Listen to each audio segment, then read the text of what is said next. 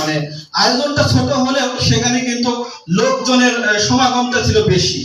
তো আজকে এরকম আয়োজন করা হয়েছে, বাট অনেকেই ঠান্ডার কারণে বা শীতের কারণে অনেকে আসতে পারেনি। তো যাই হোক, আমি আবু বকর সিদ্দিক সুজন, বগুড়া সাতমাথায় আমার কম্পিউটারের দোকান ছিল, সেখান থেকে আমার এই ডিএক্সএন প্ল্যাটফর্মে আসা। তো বর্তমানে আমি বগুড়া টিএমএসএস এ ভূমি বিভাগে কম্পিউটার সেকশনে জব করি। তো আমি বলতে চাই যে আমি কেন ডিএক্সএন করি, শুধু আমি এই বিষয়টা জেনে আপনাদের শেষ করব। তো তার আগে আমি একটা কথা বলি যে প্রত্যেকটা বিষয়ে মানে নিজেকে আসলে মোটিভেট করতে হয়। তো আমি নিজে যদি নিজেকে মোটিভেট না করতে পারি, তাহলে আমাকে অন্য কেউ কিন্তু মোটিভেট করতে পারবে না।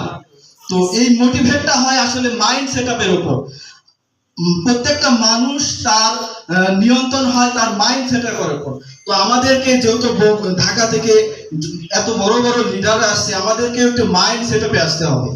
তো আমরা ডিএক্সএন এর মাইন্ড সেটআপে চলে আসি। তো আমার সঙ্গে সঙ্গে সবাই একটু বলবেন যে গুড মর্নিং ডিএক্সএন।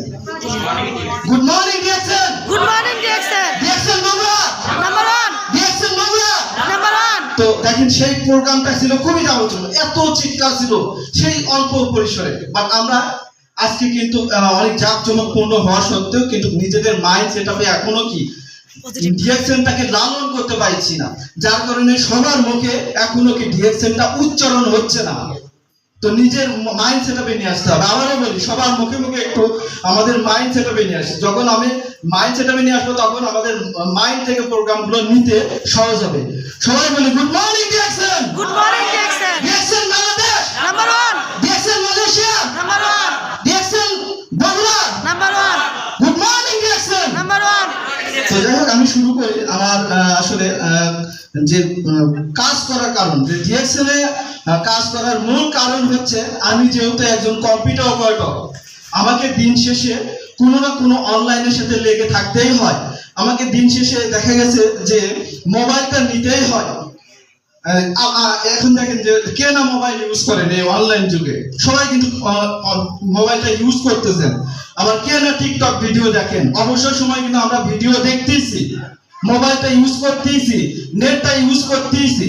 তাহলে শুধু ডিএক্সএন এর সাথে লেগে থাকলে যদি আমাদের বাড়তি একটা ইনকাম হয়, তাহলে খারাপ কি বলেন? সেটা কি আমাদের জন্য একটা সাশ্রয়ী হয় না? সেটা আমাদের জন্য একটা আউটসাইড ইনকামের ব্যবস্থা হয়, একটা এক্সট্রা ইনকামের ব্যবস্থা হয়।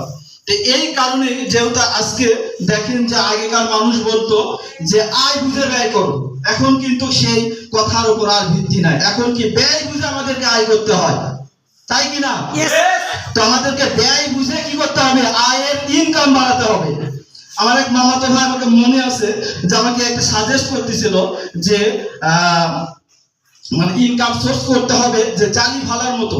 আমরা গ্রামগঞ্জে দেখি যে ছোট ছোট জালি ফালায়, যে যত বেশি জালি ফালাবে নদীতে বা পথে ঘাটে, তার জালিতে কিন্তু বেশি মাছ পাইতো। তো আমাদের ইনকাম সোর্স গুলো হতে হবে কি এরকম, আপনি যে জবটা করেন 9টা to 5টা, তো এর পাশাপাশি আপনাকে কি আউটসোর্সিং একটা, এখন কিন্তু অনলাইন যুগে বিভিন্ন আউটসোর্সিং। তো তার মধ্যে ডিএক্সএন কেন বেটার? বিকজ ডিএক্সএনটা আপনি শুধু আপনি নয়, আপনার হোল জেনারেশনকে আপনি এখান থেকে একটা লাইফ ক্যারিয়ার তৈরি করে দিতে পারছেন। তো ইনশাআল্লাহ আলহামদুলিল্লাহ ডিএক্সএন প্ল্যাটফর্মে আমার স্টার এজেন্ট কমপ্লিট হয়েছে। তো রিসেন্ট স্টার রুবিটা কমপ্লিট হবে। তো ডিএক্সএন আমাদের টিম থেকে এইবারই দ্বিতীয়বার প্রোগ্রামের আয়োজন করা হচ্ছে। তো এই প্রোগ্রামের বাস্তবায়নে কিন্তু আপনারাই সহযোগিতা করেছেন, এবং আপনাদের কারণে কিন্তু এই প্রোগ্রামগুলো আরো পরবর্তীতে আরো ভালোভাবে সম্ভব হবে। তো ইনশাআল্লাহ আর বেশি কথা না বাড়িয়ে চলে আসছে আমাদের যিনি ওয়েলকাম যিনি সঞ্চালনা করতেছে। তো ধন্যবাদ সকলকে। Good morning DXN. সবাই একটু মাইন্ড সেটআপে নিয়ে আসি, সবাই বলি গুড মর্নিং ডিএক্সএন।